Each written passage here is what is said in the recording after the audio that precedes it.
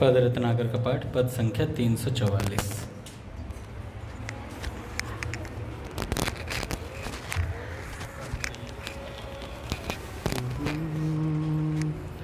ओधो सोई प्रीति अनन्य, ओधो सोई प्रीति अनन्य, ओधो सोई प्रीति अनन्य, ओधो सोई प्रीति अनन्य।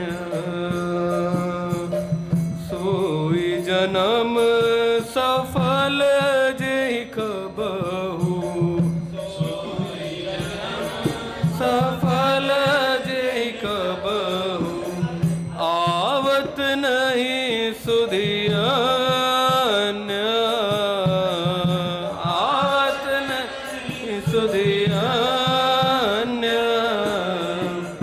सोई प्रीति अनन्य, ओधो सोई प्रीति अनन्य। हमरे प्राणनाथ मनमोहन, हमरे प्राणनाथ मनमोहन, हमरे प्राणनाथ मनमोहन, हमरे प्राणनाथ मनमोहन। हम सोन की प्रीति, हम सोन की प्रीति, तुम का जानो यारस को, तुम का जानो यारस को। निपट अटपटी रीति, निपट अटपटी रीति। सोई प्रीति अनन्य, ओधो सोई प्रीति अनन्य। विरह विकल या देह दूबरी, विरह विकल या देह दूबरी, विरह विकल या देह दूबरी, विरह विकल या देह दूबरी। दीखती गत लावण्य, दीखती गत लावण्य। सुधानंद सागर ही अलरत, सुधानंद सागर ही अलरत। विकसित नित तारुण्य, विकसित नित तारुण्य। सोई प्रीति अनन्य, ओधो सोई प्रीति अनन्य। कहती हारो जोग ज्ञान से, कहती हारो जोग ज्ञान से, कहते हारो जोग ज्ञान से, कहते हारो जोग ज्ञान से। करती तुच्छ नगण्य, करती तुच्छ नगण्य। कहा तुल सौंदर्य सुधारस, कहा तुल सौंदर्य सुधारस, कहा तुल सौंदर्य सुधारस, कहा तुल सौंदर्य सुधारस। बारिधि सुमधुर धन्य बारिधि सुमधुर धन्य सोई प्रीति अनन्य उधो सोई प्रीति अनन्य उधो सोई प्रीति अनन्य उधो सोई प्रीति अनन्य।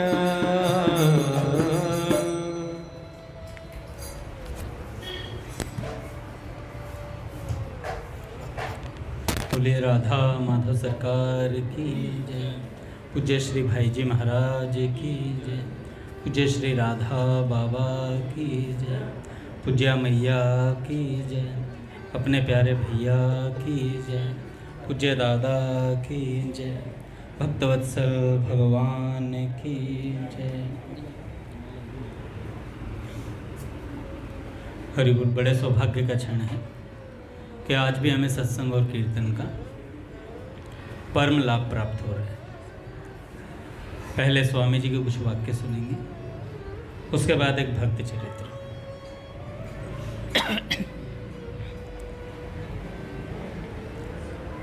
स्वामी जी कहते हैं, नाम जप और सेवा से भगवान की प्राप्ति। देखो, पारमार्थिक साधनों में क्रिया की प्रधानता नहीं रहती इतनी, प्रत्युत भाव और ज्ञान की प्रधानता है। क्रिया की प्रधानता तो सांसारिक कार्यों में रहती है। भगवान नाम का जप क्रिया होते हुए भी भाव को, ज्ञान को जागृत करने का विलक्षण साधन है। भगवान का नाम जप क्रिया जैसा दिखता है, पर प्रत्युत ये क्रिया नहीं है, ये भगवान के प्रति पुकार है। ऐसा स्वामी जी ने एक प्रवचन में कहा। नाम जप में भाव की प्रधानता है। अच्छा, तो भाव नहीं हो तो नाम जप नहीं करें क्या? करें। नाम सब जागृत कर देता है। भाव को भाव अनख आलस हूँ, नाम जपत मंगल दिशि दस। तो ये नाम सब कुछ जागृत कर देता है, आपको भगवान तक खींच कर ले जाता है, ऐसे सामर्थ्य रखता है। भाव की कमी रहने से नाम जप करते हुए भी विशेष लाभ नहीं होता। विशेष लाभ का अर्थ है यहाँ पर जल्दी लाभ नहीं हो पाता, थोड़ा समय लगता है। अगर भाव सहित हो जाए, आपके पास भाव भी है, नाम भी है, दोनों का मिश्रण एक साथ मिल जाए तो तत्काल प्राप्ति होती है भैया। पूज्य प्राची दीदी ने कहा, जिस दिन आप एक नाम श्री कृष्ण का इस भाव से कहेंगे, आपके मन में ये भाव हुआ कि ये नाम साक्षात श्री कृष्ण है, उसी क्षण श्री कृष्ण आपके नेत्रों के सामने दृष्टिगोचर हो जाएंगे। तो सोचो, पूज्य प्राची दीदी ने किस भाव से सोचकर ये बात बोली होगी। अच्छा, प्राची दीदी बनना सब चाहते हैं, पर बन कोई नहीं पाता है। जो उन्होंने किया वो नहीं करना चाहते हैं। हो जाए, मतलब हो जाए। गौरंग आगे आ जाओ। गौरंग, आप after a long time you are here. आगे आ जाओ, कमर ठीक कर दूंगा मैं, आ जाओ। पैर भी ठीक कर दूंगा, आ जाओ, आगे आओ।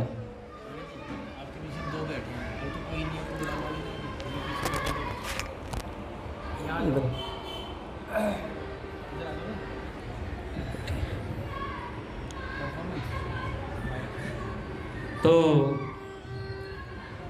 देखो, जब सत्संग का मौका मिले ना, आगे बैठ के सुनने का, सुन लेना चाहिए। कमर इधर लगा ले आराम से, पैर फैला ले, मेरी तरफ कर ले।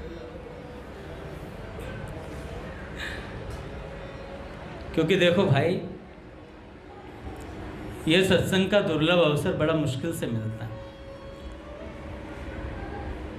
संतों की बात सुनना, स्वाध्याय करना है ना, और फिर उन बातों को सुन करके मन में धारण कर लेना, ये बड़ी मुश्किल क्रिया है और बहुत भारी पड़ता है दिमाग के ऊपर।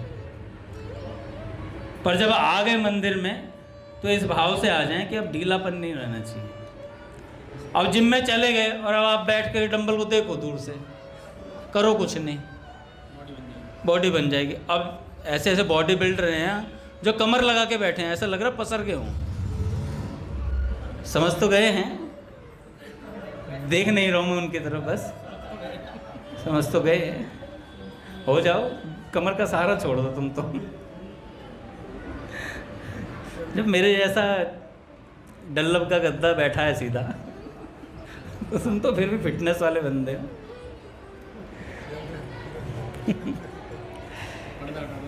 तो भैया भाव में कमी रहने से नाम जप से विशेष लाभ जल्दी नहीं मिल पाता है।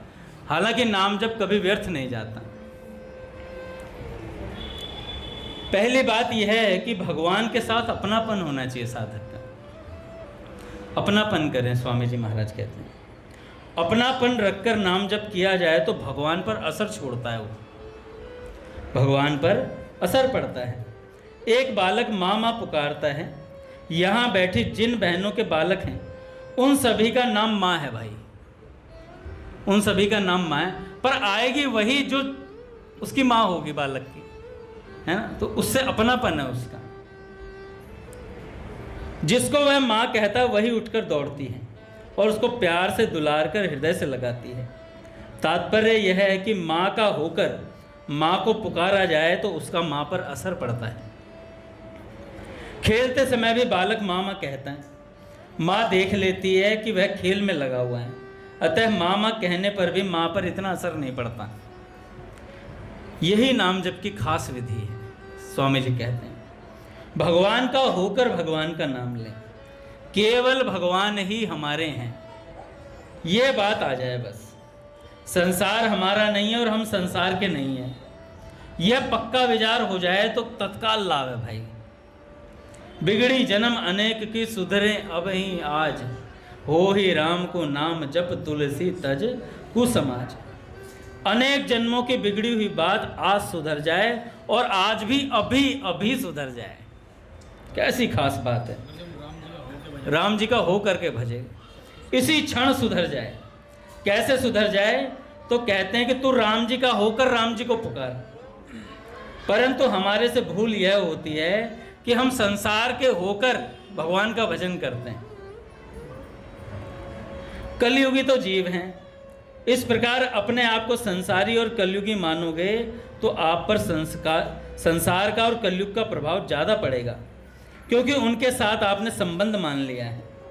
बिजली के तार से संबंध जुड़ जाता है तो करंट आ जाता है। ऐसे ही संसार और कलयुग से संबंध जोड़ेंगे तो उनका असर जरूर आएगा। कहते हैं महाराज हम तो खाली राम राम करते हैं। कई लोग कहते हैं हम तो खाली राम राम करते हैं, तो ठोस भरा हुआ क्यों नहीं करते भाई? स्वामी जी कहते हैं ठोस भरा हुआ क्यों नहीं करते? मानो भगवान के नाम में तो खालीपन है और संबंध हमारा संसार और कलयुग से है, तो यह बहुत बड़ी गलती है। भगवान से अपनापन करके करो तो खाली नहीं होगा, भरा हुआ राम नाम जप है, भरा हुआ है। फिर वास्तव में भगवान ही हमारे हैं।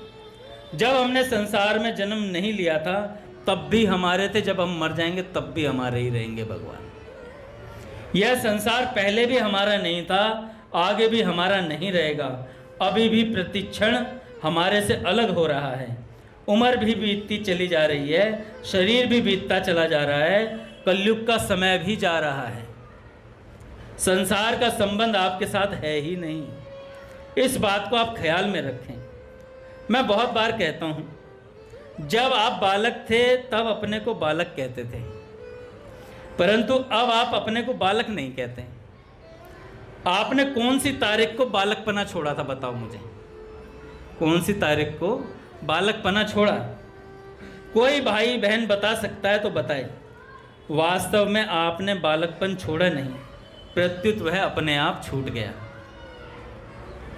जब बालकपन छूट गया तो क्या जवानी नहीं छूटेगी? जवानी भी छूटेगी। वृद्धावस्था नहीं छूटेगी क्या? भैया छूटने की रीति है, यहाँ छूटने की रीति है। जो निरंतर छूटता चला जा रहा है उसके साथ संबंध केवल आपका माना हुआ है, वास्तव में संबंध है नहीं। परंतु भगवान के साथ संबंध पहले भी था, अब भी है और आगे भी रहेगा। यह संबंध टूटेगा नहीं कभी। दुष्कर्मों के कारण चाहे 84 लाख योनियों में जाना पड़े, नरकों में जाना पड़े, तब भी आप भगवान के रहोगे। नरकों में जाना पड़े तब भी आप भगवान के ही हो। भगवान आपसे अलग नहीं हो सकते। भगवान के साथ अपने इस नित्य संबंध को तो आपने भुला दिया और संसार के साथ संबंध मानकर भगवान का नाम जप करते हैं। इसी कारण भगवान नाम का प्रभाव थोड़ा कम दिखने में आता है जल्दी। कुटुंब का संबंध तो नदी नाव संयोग की तरह है। नदी के इस पार सब एक साथ नौका पर बैठ जाते हैं और उस पार पहुंचते ही उतर जाते हैं। एक बार एक चेला महादेव जी, उसके गुरुजी ने बोला कि बेटा थोड़ा भगवान के भजन वजन में ध्यान दिया कर। कह रहा गुरुजी आप गृहस्थी के बारे में समझते नहीं हो, आप थोड़ा समय देना पड़ता है। कह रहे बेटा सत्संग कीर्तन में नहीं आता है तो। कह रहे गुरुजी आप विवाहित नहीं हो ना, आपको अंडरस्टैंडिंग नहीं है घर परिवार की क्या वस्तु होती है ना। गृह कारज नाना जंजाला ऐसी थोड़ी बोल दे गोस्वामी जी ने। अब उससे कोई पूछने वाला हो गोस्वामी जी ने कितना भजन किया ये बोल कर भी गोस्वामी जी से कंपैरिजन है क्या? गृह कारज नाना जंजाला, उनका बेटा क्या होगा? गुरुजी नई नई शादी हुई है, 6-7 महीने हुए अभी, अब समझा करो दिल की हालत। तो गुरुजी ने कहा कि बेटे मैं सब समझता हूँ, कोई बात नहीं, चल समय ले ले थोड़ा। 1-1.5 साल हो गया, 2 साल के बच्चे भी हो गए। गुरुजी ने कहा बेटा अब आ जा सत्संग कीर्तन में टाइम पे। कह रहे गुरुजी अब तो मेरे चुन्ने मुन्ने भी हैं, who will take care of them, उनका भी तो ख्याल रखना है, आप समझते ही नहीं हो गुरुजी। कह रहे अच्छा बेटा। कह रहे अच्छा एक काम करेगा? कह रहे हाँ गुरुजी करूँगा। कह रहे बहुत प्यार है ना तुझे अपने पत्नी से? कह रहे हाँ गुरुजी अथा उसमें रब दिसता है यारा, मैं क्या करूं। गुरुजी ने कहा बेटा मेरी एक बात मान, कल सुबह गंगा जी में स्नान करने जाना, भीतर ही भीतर सांस रोक के पार कर लेना और मेरे आश्रम पे आ जाना। मेरी ये बात मान ले, बस 2-4-6 दिन की बात है, उसके बाद सब सेटलमेंट हो जाएगा, तुझे बात समझाने। कह रहे गुरुजी ठीक है। कह रहे 10 दिन की बात है, 10 दिन सहन कर सकता हूँ मैं, पत्नी का भी हो, उससे ज़्यादा नहीं। गुरुजी ने बेटा तू एक बार बात तो मान मेरी। गया, अगले दिन गंगा जी में स्नान किया, 2-4 मित्र थे, भक्त समाज था साथ में, हनुमान चालीसा करी गंगा जी में खड़े होके, और जैसे ही डुबकी मारी वो तो निकल गया नीचे से। तैरता वो हरिदास जी की तरह था, पर आज वो नीचे नीचे तैरा अंदर से, और पार करके गंगा जी वो पल्ली पार चला गया गुरु जी के आश्रम। भाई मित्रों ने सोचा भाई चला गया मित्र हमारा, लगता गंगा जी में डूब गया, पर तैरना तो आता था यार उसे, ढंग से नहीं तैरा होगा, आज भाव तेज है थोड़ा, मगर उसने पकड़ भालू ने तो वो चला गया वहाँ से। ओ भाई उधर छापा मच गया। पूज्य प्रेमानंद जी महाराज कहते हैं कि कोई आपके लिए नहीं रोता है, आपसे जो उनका स्वार्थ सिद्ध हो रहा था उसके लिए रोता है। ऐसे ही उन जो भक्त थे उनका पत्नी का छापा शुरू हुआ, हाँ महाराज धोनी चले गए और ये और वो फलाना ढेमका। तो उन्होंने, भाई भक्त समाज था सारा, भक्त रहते थे आसपास, उन्होंने कहा कि भाभी आप चिंता न करें, हम सब भक्त मिल करके थोड़ा थोड़ा राशन आपके घर पहुंचा दिया करेंगे, कोई कमी नहीं होगी आपके घर में। अरे जी भाई साहब बहुत बढ़िया, बहुत बहुत धन्यवाद आपका।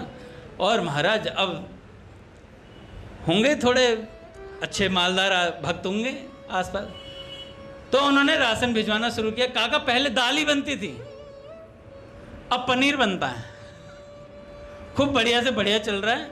बच्चों को भी अच्छे स्कूल में पढ़ाया जाए, पहले सेंट एंड्रूज में पढ़ते थे, अब थोड़ा डीएवी में पहुंच गए तो बढ़िया पढ़ाई चल रही है, बढ़िया खूब अच्छे से। 1-1.5 महीना बीत गया, अब वो पति बेचारा गुरुदेव के पास है छुपा हुआ।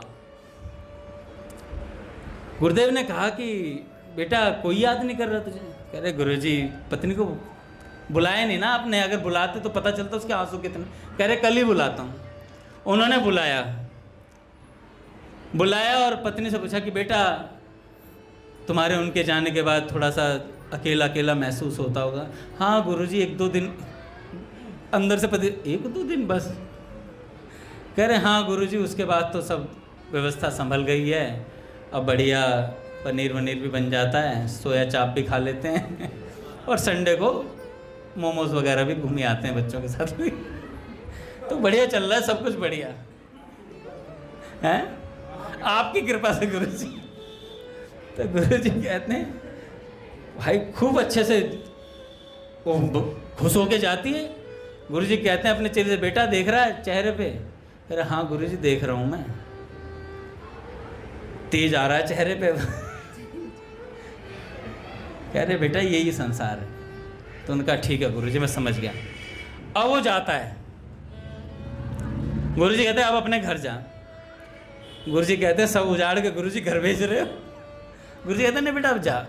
तो रात को पहुंचता है वो, तो उसकी पत्नी जो होती है वो कुंडे में से, उसमें छेद में से देखती है, और जैसे ही देखती है तो डर जाती है पहले तो फिर दरवाजा खोलती, कह रही आपका भूत है क्या ये? कह रहे नहीं नहीं मैं ही हूँ, जिंदा हूँ, मरा नहीं हूँ। कह रहे नहीं आप मर ही जाओ अब आप, क्योंकि बच्चे आपको देखेंगे तो भूत समझेंगे, हार्ट अटैक आ जाएगा इन्हें। कह रहे हार्ट अटैक आना तो तुझे चाहिए था।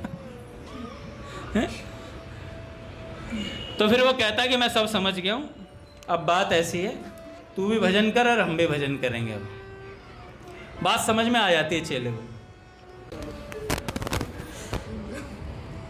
एक बार शायद मधुसूदन पाद सरस्वती जी ब्रज में आए थे। तो ब्रज में आए तो एक ग्वालिन के घर के बाहर से निकल रहे थे, तो उन्होंने देखा कि वो ग्वालिनी अपने बालक को, उसने शौच कर दिया था, उसको गोद में लेकर आ रही है और उसके कपड़े सने हुए हैं उस मल से, और वो ला करके उनको मधुसूदन पाद सरस्वती जी को भिक्षा देती है उसी हाथ से। तो मधुसूदन पाद सरस्वती सोचते हैं यार ये ब्रज है, ऐसे मधुकरी मिलती है। तो ऐसे ही उनका भाव गया मन से, तो उन्होंने दोबारा मुड़ करके देखा तो वो बालक श्री कृष्ण था, वो बालक श्री कृष्ण था। और उसी दिन से उन्होंने निर्णय कर लिया भैया ब्रज में कभी दोष दर्शन नहीं करना है, हर जगह श्री कृष्ण को देखते थे फिर वो। तो ऐसी भी स्थिति थी। तो भैया किस बात पे शुरू बताई थी मैंने बात? पंडाल लगा होता शादी का। हाँ पंडाल से तो बाहर ले गए गुरुजी, उसे उठा के मिस्से रोटी निकाल दी उसे। तो बात है संबंध की। स्वामी जी महाराज बता रहे थे संबंध किससे मानना, संसार से हमारा संबंध है नहीं। और गुरुजन यही बात बताते हैं हमें, हंसा के रुला के जैसे भी हैं, हमारा संबंध संसार से छुड़वाने का प्रयास भरसक करते हैं, पर हम लपक लपक करके जाते हैं। भगवान के होकर के भगवान का भजन करेंगे तो जल्दी सिद्धि होगी। बच्चा माँ के साथ जितना अधिक घनिष्ठ संबंध रखता है, माँ उतनी जल्दी उसके पास आती है। बालक जोर से रो पड़ता है तो माँ अपनी बड़ी लड़की को भेज देती है कि बेटी जा भाई को समझा, राजी कर। वह आकर भाई के हाथ में झुनझुनियाँ दे देती है, पर वह उसे फेंक देता है। वह लड्डू देती है तो उसे भी फेंक देता है। बहन उसको गोद में लेती है तो वह लात मारता है और माँ माँ करता है। तब माँ को उसके पास आना ही पड़ता है। अगर वह झुनझुनिया से राजी हो जाता तो उसे क्या मिलता? झुनझुनिया। अगर वो लड्डू से राजी हो जाता तो उसे क्या मिलता? लड्डू। अगर वो अपनी बहन से राजी हो जाता तो उसे क्या मिलता? ये बहन कौन है? स्वामी जी कहते हैं ये माया है, ये माया है, तो उसे माया मिलती। जब वो किसी से राजी नहीं हुआ, उसने कहा मुझे केवल माँ चाहिए, तो उसे माँ मिलती है। ऐसे ही भक्त अगर संसार को छोड़ करके सब चीज़ों से किसी से राजी नहीं होना चाहिए। कोई ऐसी परिस्थिति ना हो जिससे हमारा मन राजी हो जाए। पूज्य प्रेमानंद जी महाराज कहते हैं कि हमें राजी होना ही नहीं है, बिल्कुल राजी नहीं होना। बने रहो उदासीन इस संसार से। प्रसन्न होना है तो केवल एक श्री कृष्ण से होना है, और किसी से प्रसन्न होना ही नहीं है। केवल भगवान हमारी प्रसन्नता का कारण हो सकते हैं, और कोई वस्तु परिस्थिति हमारी प्रसन्नता का कारण नहीं हो सकती। तो भैया संतों ने कहा है हरिया बंदी वान ज्यों करिए कूक पुकार। कोई चारों तरफ से घिरा हुआ हो, वहां से निकलना चाहता हो तो वह कैसे पुकारता है? कोई छुड़ाओ छुड़ाओ छुड़ाओ, ऐसे भीतर से पुकार निकलती है। पट खुलेंगे महाराज। श्री राम जय जय राम।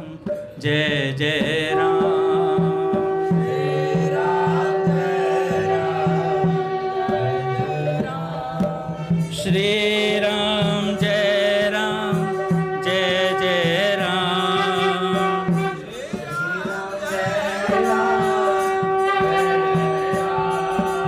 श्री राम जय जय राम।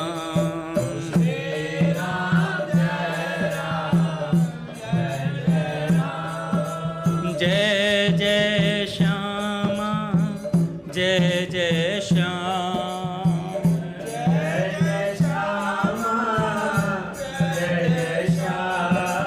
जय जय श्री वृंदावन धाम।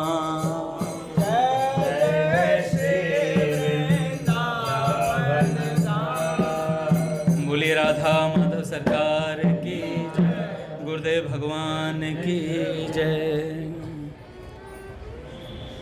तो भैया अगर कोई चारों तरफ से घिरा हुआ होता है और वो फंसा हुआ होता है तो क्या मन में रहती है उसके मन में रहती है मैं निकल जाऊं किसी तरीके से इस फंदे से। तो वो पुकारता है कि मुझे छुड़ाओ छुड़ाओ छुड़ाओ छुड़ाओ छुड़ाओ, है ना। तो स्वामी जी कहते हैं भैया ऐसे, हे नाथ मैं काम क्रोध लोभ ममता आसक्ति में फंस गया हूँ, हे नाथ मुझे इनसे छुड़ाओ। इस तरह आर्त होकर भगवान को पुकारो। असल में तो गौरांग क्या होता है कि हमें ऐसा लगता ही नहीं हम बंधे हुए हैं, हमें हमेशा ऐसा लगता है हम छूटे हुए सांड है। हमारा जो जी चाहेगा हम वो करेंगे, जो हमारा जी नहीं चाहेगा वो हम नहीं करेंगे।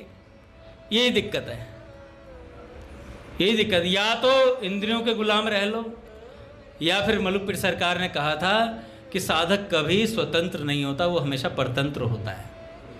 गुरु की परतंत्रता अगर उसने स्वीकार कर ली तो फिर उसका कोई कुछ बिगाड़ नहीं सकता, और संसार की परतंत्रता स्वीकार कर ली तो उसे कोई बचाने वाला नहीं मिलेगा। तो बात ऐसी ही है। हमें आर्त होकर, कुत्ता पीछे पड़ जाए तो क्या करते हैं, अबे भाई कोई है क्या, बचा लो भाई, वो डंडा लेके डंडा, ऐसे करते हैं ना। तो ऐसे ही समझ लो भैया हमारे पीछे संसारी कुत्ते पड़े हुए हैं, ये हमें काटने के लिए दौड़ रहे हैं और हमें भगना है किसकी तरफ, जो हमें बचा सकता है। और हमें कौन बचा सकता, केवल भगवान के अलावा हमें कोई नहीं बचा सकता। भैया आर्त होकर भगवान को पुकारो।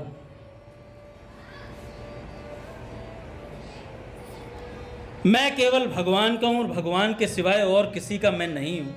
माता पिता स्त्री पुत्र आदि का मैं नहीं हूं। वे मेरे को अपना मानते हैं तो मैं उनकी सेवा करने के लिए उनका हूं, सेवा करने के लिए उनका हूं। माता पिता की सेवा करो, स्त्री पुत्र का पालन पोषण करो, पर उनसे कुछ भी लेने का भाव मत रखो। खूब तत्परता से न्याय से उनकी प्रसन्नता लो, पर अपने आप को फंसने मत दो। देने से आप फंसोगे नहीं, पर लेने की इच्छा से आप फंस जाओगे। सेवा करने के लिए तो सब संसार हमारा है, पर किसी से कुछ लेने के लिए ये संसार हमारा नहीं है। बढ़िया बात तो यह है कि भगवान से भी कुछ लेने के लिए नाम नहीं लेना है। पापों का नाश करने के लिए भी नाम नहीं लेना है। नाम तो इसलिए लेना है कि भगवान हमें स्वीकार कर लें, भगवान हमें प्यारे लगें, भगवान को हम कभी भूलें नहीं, इसलिए नाम लेना है भैया।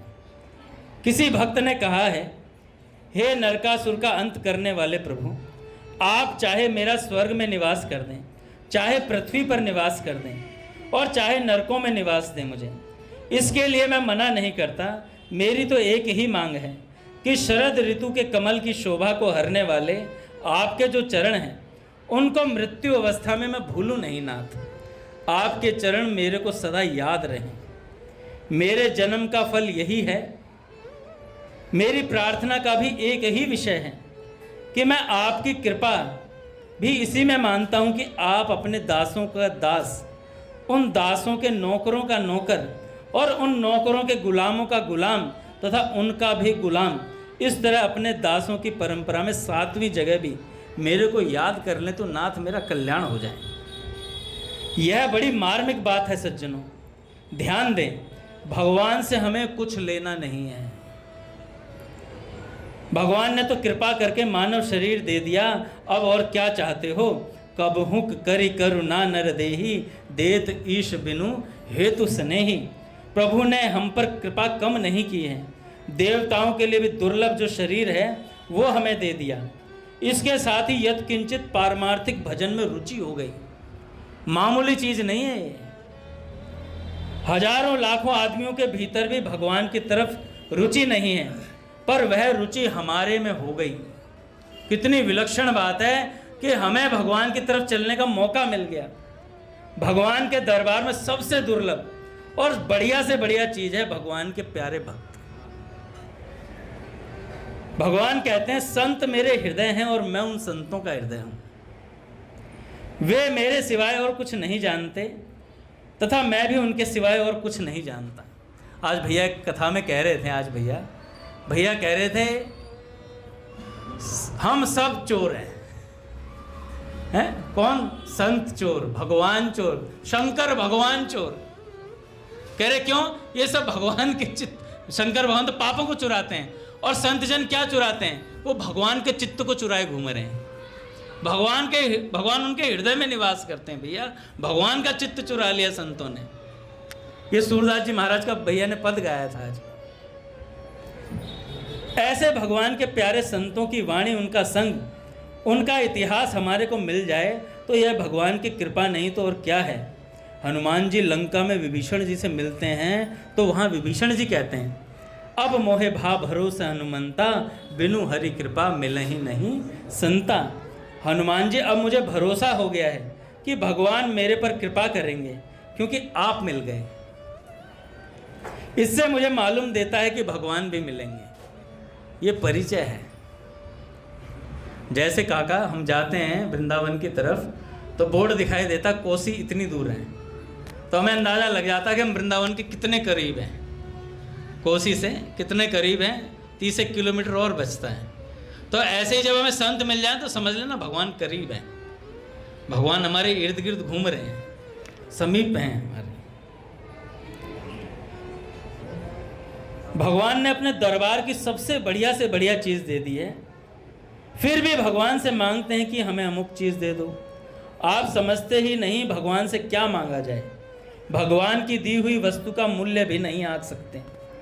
एक मार्मिक बात बताता हूँ सज्जनों, आपसे भगवान भी मिलें, भगवान के अभाव की पूर्ति भी आपसे हो, ऐसी विलक्षण योग्यता, अधिकार भगवान ने आपको दिया है। आपने संसार में जितनी ममता कर ली उतनी भगवान के साथ आत्मीयता आपकी छूट गई, उतना भगवान में अभाव हो गया। किसी माँ का बालक दूसरे की माँ की गोदी में चला जाए और अपनी माँ की गोद में ना आए, माँ को ये याद ही ना करे, पसंद ही ना करे, तो क्या माँ खुश होगी? ऐसे ही हम भगवान को छोड़कर संसार की गोद में घूम रहे हैं, तो क्या भगवान प्रसन्न होंगे? अगर हम भगवान में लग जाएं, भगवान के सन्मुख हो जाएं, तो भगवान निहाल हो जाएंगे। क्या बात है! हम भगवान को निहाल करने का सामर्थ्य रखते हैं। हमारी भगवान में श्रद्धा नहीं, प्रेम नहीं, अपनापन नहीं है, तो उतना भगवान में अभाव आ गया। हम भगवान में श्रद्धा, प्रेम, अपनापन करते हैं तो उस अभाव की पूर्ति हो जाती है। आप रुपयों के पीछे पीछे दौड़ते हैं, कभी रुपया आया पीछे पीछे दौड़ करके? कभी नहीं आया। कोई कुटुंब, गहना, कपड़ा कुछ भी नहीं आ सकता, पर भगवान हमारे हैं। हम इन चक्करों में भगवान से न पीछा छुड़ाएं। ऊपर से कहते हैं कि नाथ मैं हूं तो संसार का, पर नाम आपका लेता हूं। स्वामी जी कहते हैं बस यहीं खटक जाती है बात। संसार का नहीं होना है, होना भगवान का है। कहते हैं ऊपर मीठी बात कतरनी काख में। स्वामी जी कहते हैं ऊपर मीठी बात कतरनी काख में, आग बुझी मत जान दबी है राख में। तो भाई बात ऐसी ही है। ऊपर से कहते हैं प्रेमी भक्त महान, भक्त बनता हूं मगर अधमों का हूं सिरताज भी भैया, है ना। ये अधमों का सिरताज, ये बात मानने को तैयार नहीं है हम। काका भी मुझे कहते हैं अंगद जी आप सत्संग बोल रहे, 1 नंबर के पापी हो आप। मैं काका से कहूँगा काका बड़े हो तो इसका मतलब ये नहीं है कि आप कुछ भी बोलोगे। और जैसे ही मैं ये बोल गया कि कुछ भी बोलोगे आप, कैसी हिम्मत, कैसे नाश पिट गया मेरा, सारी भक्ति पानी में मिल गई, मट्टी पलीत हो गई। कई बार बताता हूं ना, बिल्ली तो मरी पड़ी थी, ऊंट और मर गया। मतलब बिल्ली दरवाजे पे थी, ऊंट और मर गया, अब भीतर जाए कैसे? तो ऐसी बात हो जाती है। एक तो भजन नहीं, ऊपर से जो थोड़ा मोड़ा उसका अहंकार। तो बिल्ली थी, ऊंट मर गया। मीराबाई जी इतनी ऊंची हो गई किस लिए?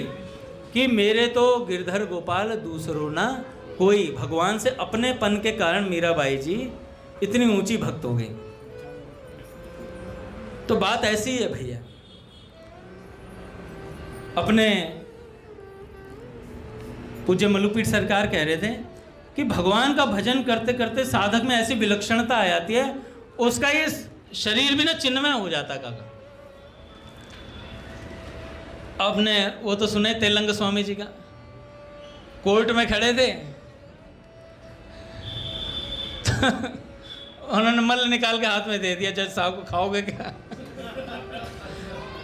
महाराज उस मल से भी खुशबू आ रही थी, उस मल से खुशबू आ रही थी।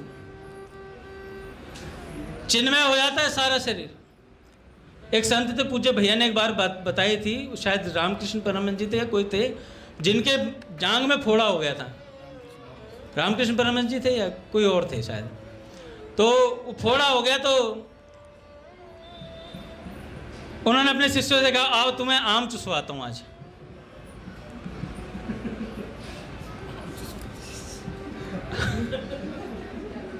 तो महाराज वो फोड़ा जो था, फोड़ा उसको दिखाया उन्होंने, महाराज शिष्य भाग गए, शिष्य भाग गए, श्रद्धा खत्म हो गई। कह रहे मवाद कौन चाटे? पर एक शिष्य ऐसा था, उन्होंने कहा गुरुदेव मैं, महाराज सारी मवाद पी गए। रामकृष्ण परमहंस जी थे, तो उनका गले में कोई दिक्कत थी, तो उनको मवाद गए, पूरा भरा हुआ। मवाद का स्वामी विवेकानंद जी पी जाते थे, उल्टी पी गए थे स्वामी विवेकानंद जी रामकृष्ण परमहंस जी की। तो सोचो महाराज, अपने गुरुदेव के शरीर को चिन्हमय मान लेना बड़ी मुश्किल बात है, आसान बात नहीं है। पूज्य भैया को प्रणाम। हम कह तो देते हैं गुरु जी ब्रह्मा है, गुरु जी विष्णु है, सब कुछ है, पर गुरु जी एक बात थोड़ी सी अलग बोल दें तो गुरु जी तो भस्म करते हैं भाई। शरीरी बाबा हुए, पूज्य मल्लुपीठ सरकार सुनाते हैं। एक बार एक खेत में पड़े हुए थे शरीरी बाबा, तो दो जने वो पानी देने गए थे, तो उन्होंने देखा शरीरी बाबा के शरीर में आग लगी हुई है, उनके पैर दोनों जल गए हैं। तो देखा तो अच्छे से जल रहे थे, जब वो पानी दे करके आए खेत में से तो देखा वो पैर वापस आ गए, शरीर से परे हो चुके थे, शरीर दोबारा निकल आता था उनका। एक बार वो ऐसे ही गए, किसी राजा के यहाँ गए थे शायद, तो उस राजा के यहाँ गए तो राजा बड़ा सेवा करता था, सेवा में भाव रखता था संतों में। तो शरीरी बाबा ने क्या किया, उसकी श्रद्धा को चेक करने के लिए उन्होंने मल निकाला अपना, और मल निकाल करके राजा के हाथ पर रख दिया। कहा राजा इतना श्रद्धावान था, उसने कहा गुरुदेव इसका करना क्या है? कह रहे अपनी दीवार पे कंडे बना के थाप दे। और महाराज उसने यही करा, कंडे बना के थाप दिए। पूरे महल में सुगंध फैल गई महाराज, पूरे महल में सुगंध ही सुगंध। अब हम सोच रहे हैं दुर्गंध फैली होगी, अरे वाकई में सुगंध फैलती है भैया। पूज्य मल्लुपीठ सरकार कहते हैं कि हमने तो अपने नेत्रों से देखा इस बात को। पूज्य स्वामी शरणानंद जी महाराज जो हुए, उनके शरीर त्यागने पर जो उनका मल निकला था उसमें से सुगंध आ रही थी, डॉक्टर प्रत्यक्ष सामने खड़े थे। कह रहे आखिरी जो मल निकलता है जीव का वो काला होता है बिल्कुल। कह रहे उसमें से इतनी दुर्गंध आती है, लेकिन महाराज जी के मल में से इतनी सुगंध आ रही थी, सब डॉक्टर कह रहा है हॉस्पिटल में इतनी सुगंध कैसे हो गई। ऐसे ही पूज्य गया प्रसाद जी महाराज, पूज्य भक्तमाली जी महाराज जी के साथ भी ऐसा ही हुआ। तो अनेकों ऐसे संत हैं जो शरीर से परे हो जाते हैं महाराज, उनका शरीर भी चिन्मय हो जाता है। महाराज जी ने बताया कि